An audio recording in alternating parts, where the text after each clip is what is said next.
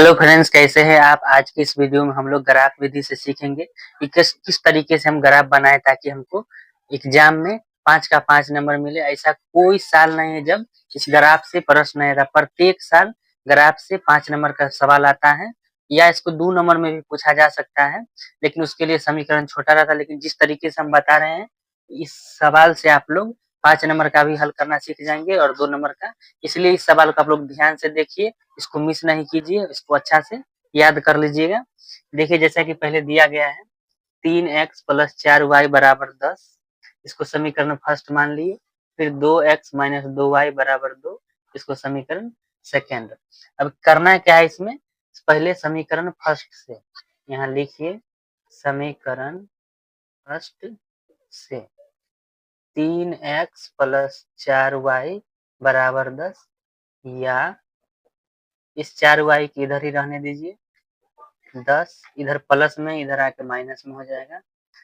फिर इधर 4y मतलब 4 गुने y, आप लोग जानते होंगे कि अगर गुना में रहता है तो बराबर के दूसरे साइड ले जाने पर भागा में चल जाता है। तो यहाँ पर y = 10 - 3x/4, ये हो गया। अब यहाँ पर लिखिए समीकरण फर्स्ट से भुज कोटि सारणी, एक बॉक्स बना दीजिए।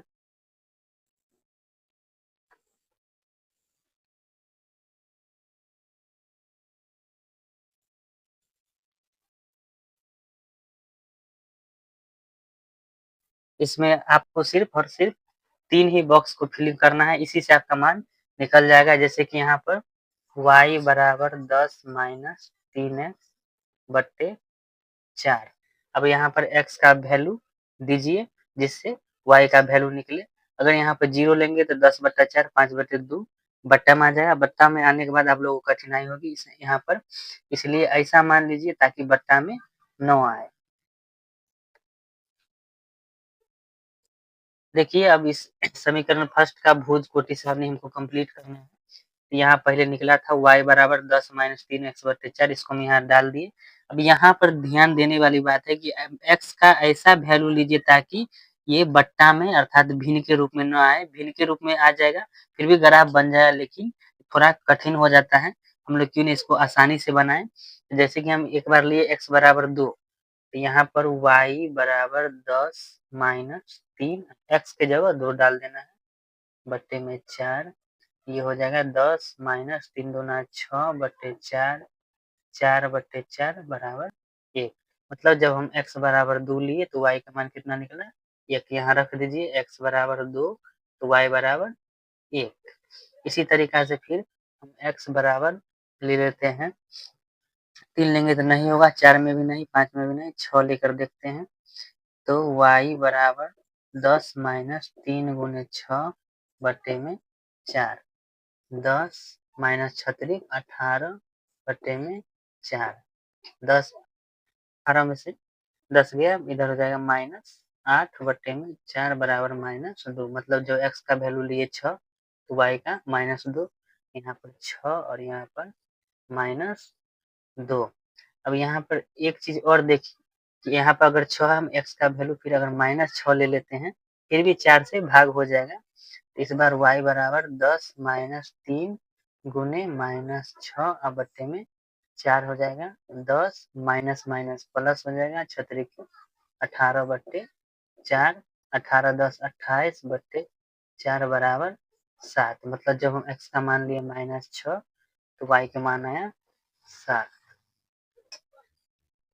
अब देखिए, जिस तरीका से हम लोग समीकरण फर्स्ट से भुज कोटि सारणी कंप्लीट किए, ठीक उसी तरीका से समीकरण सेकंड से भी हम लोग को भुज कोटि सारणी तैयार करना पड़ेगा। सेकंड से भुज कोटि सारणी, इसके लिए भी हम लोग 4 बॉक्स बनाएंगे।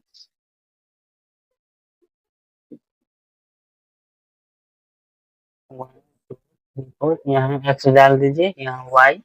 अब देखिए यहाँ है 2x - 2y = 2। यहाँ देखिए दोनों में 2 है, 2 कॉमन ले लीजिए, x - y = 2।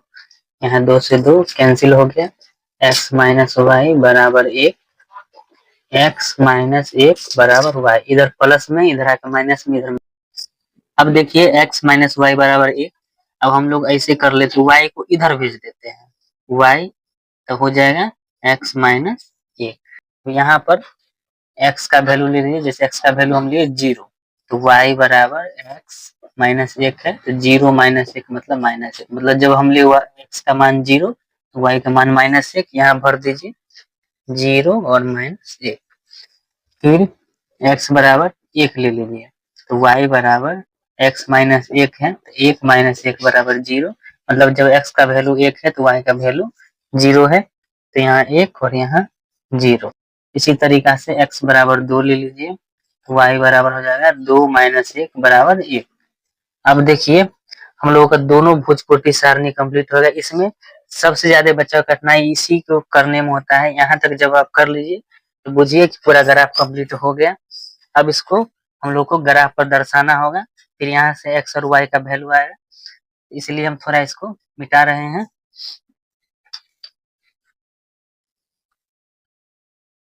अब हम लोग भुजकोटि सारणी के अनुसार एक ग्राफ खींचेंगे। आप लोग जानते होंगे ग्राफ खींचना। इसको ऐसे कीजिए, एक्स एक्सिस इधर एक्स डैश होगा, ठीक बीच से जैसे कीजिए ये हो जाएगा वाई एक्सिस, ये वाई डैश होगा। यहाँ पर एक और ध्यान दीजिए कि जहाँ पर ये दोनों मिल रहा है एक्स और वाई का काटान, ये मूल बिंदु का निर्देशांक 0 0 होता है। कई बार ऑब्जेक्टिव में पूछता है कि मूल बिंदु का निर्देशांक कितना होता है, तो आप लोग ध्यान दीजिएगा कि मूल बिंदु का निर्देशांक 0 0 होता है। अब यहाँ पर एक और ध्यान देने वाली बात है कि जब भी आप लिखिए इसका दूरी बीच का सेम होना चाहिए, तब आपका ग्राफ का आंसर सही आएगा। ये तो बोर्ड है, लेकिन आप लोग कॉपी पर अगर इंच का प्रयोग कीजिएगा, चाहे ग्राफ का पेपर बनाएगा तो पूरा एग्जैक्ट आएगा।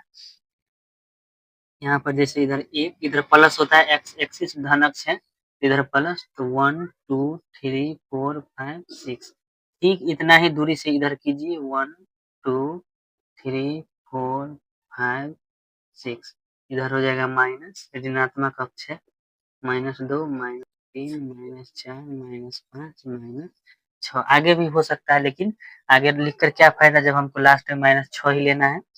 अब देखिए y अक्ष पर है, इसी तरीका से ऊपर वाला होता है प्लस मतलब पॉजिटिव, तो 1 2 3 4 5 6, नीचे भी -1 -2 -3 -4 -5 -6। हमेशा ध्यान रखिएगा कि बीच का दूरी एग्जैक्ट होना चाहिए, नहीं तो आप लोगों के आंसर में थोड़ी भी गड़बड़ी हो सकती है, क्योंकि अगर इसका बीच का मान कहीं ज्यादा कहीं कम रहेगा तो आंसर नहीं मिलेगा एग्जैक्ट। अब देखिए पहला समीकरण में चलिए, x का मान 2 है तो y का मान 1 है।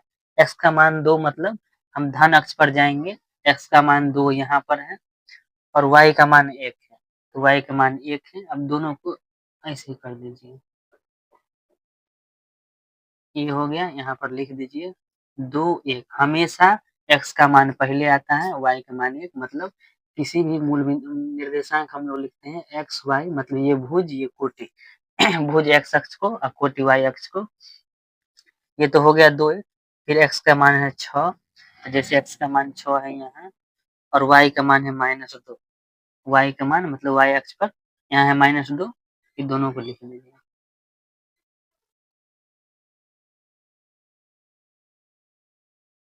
6 -2, फिर है -6 और 7। यहाँ पर y का मान है 7, इसलिए इसको एक और लिख दीजिए, और x का मान है -6, x का मान है -6 और y का मान है 7, इसको ऐसे करिए, फिर ऐसे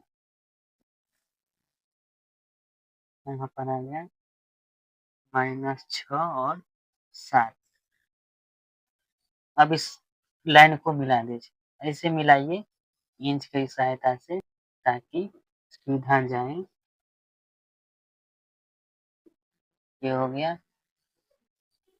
और यहाँ पर लिख दीजिए किस समीकरण का है, तो 3x + 4y बराबर 10। पहला समीकरण का कंप्लीट हो गया। अब दूसरा में आइए, x का मान है 0, y का मान है -1। x का मान 0 है और y के मान -1 है, मतलब 0 -1। फिर x का मान 1 है, y का मान 0 है, तो x का मान 1, y का मान 0। फिर x का मान 2 है और y का मान 1 है, x का मान 2 और y का मान 1, ये तो यहाँ है ही, तीनों को हम मिला देंगे।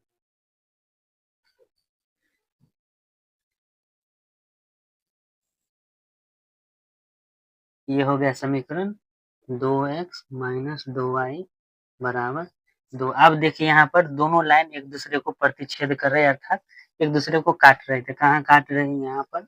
यहाँ पर देखिए कि x के सामने 2 पर कटी है, तो x का वैल्यू हो जाएगा 2, और y के सामने 1 पर कटी है, इसलिए y का वैल्यू हो जाएगा 1।